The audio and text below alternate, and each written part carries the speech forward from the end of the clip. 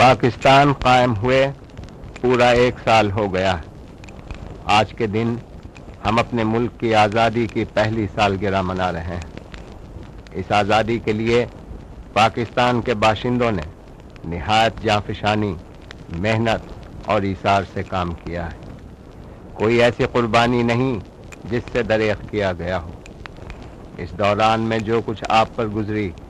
میں اس سے ناواقف نہیں۔ پاکستانیوں کو عموماً اور مہاجرین کو خصوصاً جن تکالیف و مصائب کا سامنا کرنا پڑا، اس کی بیشتر تفصیلیں سرکاری اور غیر سرکاری طور پر برابر پہنچتی رہی ہیں۔ ان مصائب اور ان آلام کی نوعیت کچھ ایسی تھی کہ نہ صرف میں بلکہ پاکستان کے اکثر باشندے اسے کبھی فراموش نہیں کر سکتے۔ لیکن اس دوران میں جو دشواریاں حکومت پاکستان کو پیش آئیں اور جن مشکلات سے عہدہ برا ہونے کے لیے شب و روز اسے جد و جہد کرنی پڑی، اس کا اندازہ شاید بہت کم اصحاب صحیح طور سے کر سکتے ہیں۔ چنانچہ نامناسب نہ ہوگا اگر اس موقع پر بہت اختصار سے یہ بیان کر دوں کہ وہ کون سے اہم اور فوری توجہ کے طالب امور تھے جو حکومت کے وقت کا بیشتر حصہ لیتے رہے۔ اس سے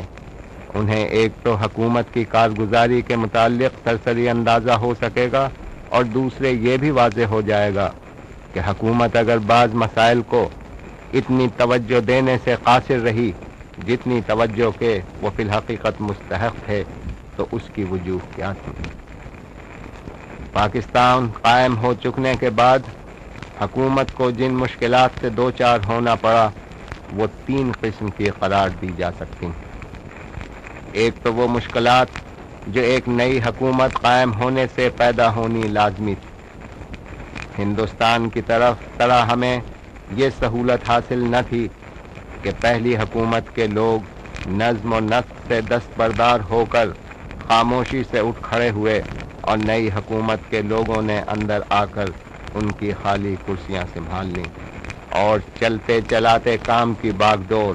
اپنے ہاتھوں میں لے لی۔ ہمیں ایک نئی حکومت کی بنیاد رکھنی اور اس کی ہر چیز ابتدا سے شروع کرنی تھی۔ جو لوگ موجودہ ملکی اور خارجی حالات سے تھوڑی سی واقفیت بھی رکھتے ہیں، وہ بخوبی اندازہ کر سکتے ہیں کہ موجودہ زمانے میں جب طرح طرح کی عالمگیر قوتیں اور تحریکیں مختلف اغراض سے دنیا کے ہر حصے میں کام فرما ہے، تدبر و مسالے کو مد نظر رکھتے ہوئے کسی نئی مملکت کی بنیاد رکھنا کتنا عظیم اور کتنی ذمہ داری کا کام ہے۔ دوسرے ہماری راہ میں وہ مشکلات حائل تھیں جنہیں وقتی حالات نے پیدا کر دیا تھا۔ پاکستان ایسے زمانے میں قائم ہوا جب یورپ کے جنگ عظیم کو ختم ہوئے زیادہ مدت نہ گزرنے پائی تھی، اور جنگ کے باعث درہم برہم نظام عالم سنبھلنے کے قابل نہ ہوا تھا۔ غیر معمولی اقتصادی حالات نے مصنوعات کی پیداوار کو کہیں محدود اور کہیں مکمل طور سے مسدود کر رکھا تھا۔ اشیاء کی قیمتیں گرانی کی آخری حد تک پہنچ چکی تھی، اور حکومت اور افراد دونوں کو اپنی اہم ترین ضروریات پوری کرنے کے لیے کم سے کم سہولتیں میسر تھیں۔ تیسرے ہمیں ان مشکلات کا سامنا کرنا پڑا جو پاکستان کے مخالفوں نے ہمارے لیے پیدا کر دی تھی۔ ان کی داستان طویل مگر تفصیل بے سود۔ مخالفین جب پاکستان کو بننے سے نہ روک سکے تو اپنی تمام مساعی اس غرض سے بروئے کار لائے کہ ہماری حاصل کردہ آزادی کا گلا گھونٹ دیا جائے۔ چنانچہ ان کی جو تدابیر حکومت کے انتظام میں شدید طور سے خلل انداز ہوئیں، ان میں سے ایک یہ تھی کہ حکومت کی وہ تمام اہم دستاویزیں اور یادداشتیں جو ہم سے تعلق رکھتی تھیں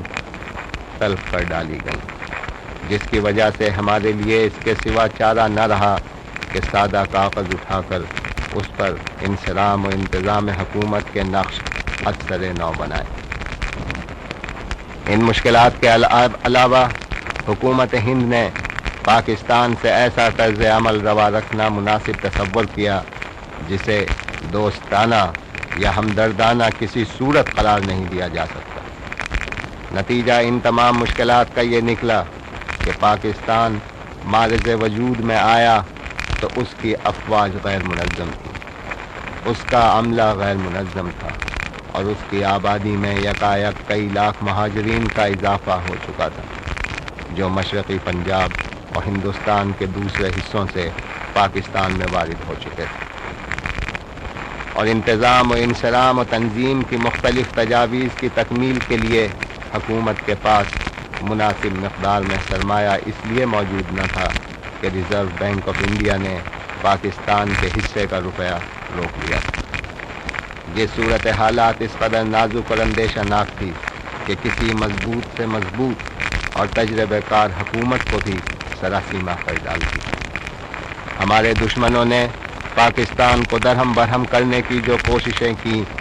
ان میں سے ایک کا ذکر خاص طور پر ضروری ہے، کیونکہ یہ ان کی سب سے زیادہ خطرناک چال تھی، اور وہ یہ امید لگائے بیٹھے تھے کہ اس چال سے پاکستان ختم ہو جائے گا۔ یہ چال ایک گہری سازش تھی جو سکھوں نے کی، اور جس کی تیاری کا علم ایک عرصے سے ان لوگوں کا تھا جو اس کی روک تھام کر سکتے تھے۔ جب اس سازش پر عمل ہوا تو ہندوستان کی فوجوں نے اور پولیس نے اس میں پورا حصہ لیا۔ یکایک لاکھوں نہتے مسلطوں اور بچوں پر سفاکانہ حملے شروع کر دیے گئے، اور کم از کم 5 لاکھ نفوس کو، جن میں عورتیں اور بچے بھی کثیر تعداد میں شامل بھی تھے، قتل کر دیا گیا۔ اور میری وزارت کو اس بات کا پورا احساس ہے کہ ملک کی خوشحالی کے لیے صنعت و حرفت اور تجارت کا فروغ ایک لازمی چیز ہے، لیکن تجارت کو 15 اگست کے بعد جو ایک عارضی رکاوٹ پیش آئی، وہ ذرائع نقل و حرکت اور آمد و رفت کا بند ہو جانا تھا۔ مشرقی پنجاب میں مسلمانوں پر جو مظالم کیے گئے، اور ان سے مغربی پنجاب میں بھی جو حالات پیدا ہو گئے، ان سے ہماری ریلیں اور نقل و حرکت کے دیگر ذرائع بند ہو گئے۔ ریل بند ہونے کی ایک بڑی وجہ یہ تھی کہ ہندوستان سے کوئلہ آنا کم ہو گیا۔ اس وقت پاکستان میں نہ صرف ریل پھر باقاعدہ طور پر شروع ہو گئی ہے، بلکہ ہوائی جہازوں کی بھی باقاعدہ سروس شروع ہو گئی۔ حکومت کی طرف سے صنعت کے لیے بھی تجاویز کی گئی ہیں، جن میں سب سے پہلے کپڑا بننے کے کارخانے، پٹسن تیار کرنے کے کارخانے اور اسلحہ سازی کے کارخانوں کا قیام ہے۔ علاوہ ازیں پانی سے بجلی پیدا کرنے کی بھی اسکیمیں تیار ہو چکی ہیں۔ صنعت کی ترویج کے لیے جو پالیسی مقرر کی گئی ہے اور جو اور تجویزیں کی گئی ہیں، ان کی تفصیل یہاں بیان نہیں کی جا سکتی۔ کاش میرے لیے ممکن ہوتا کہ اس مختصر صحبت میں مرکز کے تمام محکموں کی سرگرمیاں پوری تفصیل کے ساتھ بیان کر سکتا، واضح کر سکتا کہ کس کس محکمے نے کیسی کیسی مشکلات کا مقابلہ کیا، کس طرح جد و جہد کر کے اپنے فرائض سر انجام دیے، اور مستقبل کی ضروریات کے خیال سے ترقی کی کون کون سی تجاویز بنانے میں کامیابی حاصل کی۔ لیکن مجھے یہ یقین ہے کہ اخبار بین حضرات حکومت کی سرگرمیوں سے قطعی ناواقف نہ ہوں گے۔ حکومت آئندہ ان کی معلوم ہے گی۔ عام پاکستانیوں کی واقفیت کے لیے میں اس موقع پر اتنا کہہ دینا ضروری سمجھتا ہوں کہ موجودہ حکومت کو بہت مکمل اور واضح طور سے اس امر کا احساس ہے کہ اس کا سب سے پہلا اور سب سے اہم فرض یہ ہے کہ عام شخص کی حالت کو بہتر بنانے کے لیے ہر ممکن کوشش عمل میں لائی جائے۔ حکومت کے نزدیک اپنے عمل کے دوسرے تمام دائروں میں ہر کامیابی لا حاصنی ہے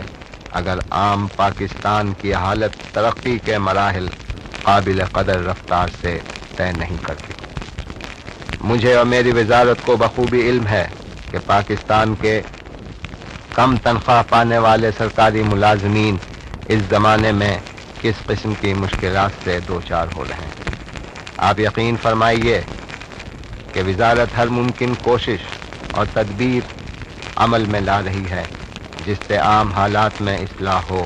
اور سرکاری ملازمین کی تکالیف و شکایت بھی میں تخفیف ہو سکے۔ اس کے ساتھ ہی میری التماس ہے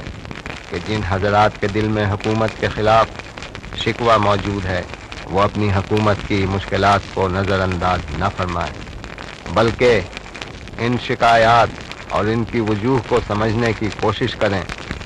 اور ایسی کوئی حرکت عمل میں نہ لائیں جس سے حکومت کی ہستی مارد خطر میں پڑ جائے یا اس کی موجودہ دشواریوں میں اضافہ ہو جائے۔ مجھے یقین واثق ہے کہ صورت حالات کو مجموعی حیثیت سے سمجھ کر وہ مستقبل میں حکومت کو موقع دیں گے کہ وہ اپنی بساط کے مطابق انہیں ہر ممکن مسرت و آسائش فہم پہنچانے کی تدابیر کو عملی جامہ پہنا سکے۔ اس موقع پر میرا یہ عرض کر دینا بھی بے موقع نہ ہوگا کہ یہ مسلم لیگ ہی کی جماعت ہے جس کی بدولت ہم منظم ہو کر اتنا کچھ حاصل کر لینے میں کامیاب ہو سکے۔ اگر لیگ نے ہم سب کو اتفاق و اتحاد کے رشتے میں منسلک کر کے ہماری مسائی کو یکجہتی نہ بخشی ہوتی تو اتنا بڑا کارنامہ اتنی مختصر مدت میں سر انجام دینا شاید کسی طرح ممکن نہ ہو سکتا۔ لیکن میں دیکھتا ہوں کہ اب ہم میں سے بعض حضرات کی یہ رائے بنتی جا رہی ہے کہ چونکہ لیگ اپنا مقصد پورا کر چکی اور اس نے وہ سب کچھ حاصل کر لیا جس کے حصول کی ضرورت تھی، لہٰذا اب اسے زندہ رکھنے کی چندہ ضرورت نہیں۔ لیکن میری رائے ایسے اصحاب سے بالکل مختلف ہے۔ میری دانست میں لیگ کو ہماری سیاست کے جسم کی روح رواں قرار دیا جا سکتا ہے اور لیگ کو ختم کر ڈالنا میرے نزدیک اپنی تنظیم کو بے جان بنا دینے کا قرار دے۔ اس موقع پر اگر میں نے کشمیر کے مسئلے کا ذکر نہ چھیڑا تو میری رائے میں اکثر سامعین کو مایوسی ہوگی، لیکن چونکہ یہ معاملہ اس وقت سلامتی کونسل کے سامنے پیش ہے اس لیے میں اس پر تفصیل سے اظہار خیال کرنے سے قاصر ہوں۔ ہر پاکستانی کے دل میں کشمیریوں کے لیے اخوت و ہمدردی کا جو گہرا جذبہ موجود ہے، مجھے اس کا مکمل طور سے احساس ہے۔ چنانچہ ان کی تشفی کے لیے میں اتنا کہہ دینا ضروری سمجھتا ہوں کہ کشمیر کے متعلق ہمارے مقاصد کی صداقت اور معقولیت ساری دنیا پر روشن ہو چکی اور دنیا کو اس بات کا علم بھی ہو چکا ہے کہ کشمیر کے فلاکت زدہ مسلمانوں سے جو سفاکی روا رکھی گئی اور جو ظلم ان پر توڑا گیا ہے اس کے متعلق انصاف کرانے کے لیے ہم عزم استقلال سے ہر ممکن جد و جہد کرنے پر تل چکے ہیں۔